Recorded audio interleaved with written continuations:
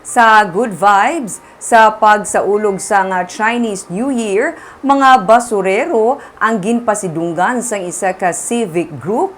Ini tungod nga silang padayon sa ilang pagserbisyo bisan pa sa tunga sang pandemic. May report si Romeo Subaldo. Si Jeffrey Fajardo ang isa sa mga negrense nga nawadaan sa palangabuhian sa temporaryo nga ginsiradaan ang isla sa Boracay para sa rehabilitation. Driver siya sang dump truck didto. Gani nagpauli na lang siya sa Bacolod. Naswertihan nga nakakita siya liwat sa trabaho bilang driver man sa gihapon sa truck nga nagakolekta sa basura. Ginako niya nga sa pagsugod sa pandemic, kinkulbaan man sila mang balay-balay samtang naga-lockdown. Mas kululbaan kuno maghakot sa basura sa balay nga may yellow nga line. Pumiro sa nakita naman nga may mga yellow, ribbon nga yellow na. Nababaan kami. Oo, tapos gambal nga hindi black pagkuhaon now. Siling ko ginapinsar namon sa kung hindi ta pagkuhaon sa bong sa next nga balik kuhaon ta mangyapon. Mo na nga kinkuha na lang namon. Nakaluyan, wala man siya kuno malatnan sa balatian. Kakulba man ang nabatyagan sa isa pagid ka driver sa truck nga nagakolekta man sa basura nga si Jose Marie Lopez. Daw hindi siya mag-duty sa nagsugod ang pandemic. Hindi kami mag-ubra ka dito lang. Kaya upin mo. Ubay ka dito. Ang sa ulo na naman to, kung hindi kami mag-ubra, ang bakulod, wala bakulod, lulukoy yung bakulod. Gusto ko lang sunari, kami tanay, mga driver, mga kwan, mag-ubra kita, ato niya, kipirmahan mo.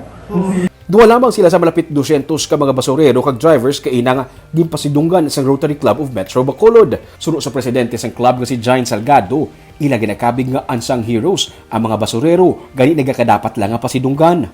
Ga COVID kag ara kamo wala kamo gauntat sa pag-serbisyo sa syudad sa Bacolod. Kung wala kamo maano kita? Manimaho kita, right? Kada isa, ginpangtagaan sang gift packs kami unod nga vitamins, sanitizer kag may papamahaw pa.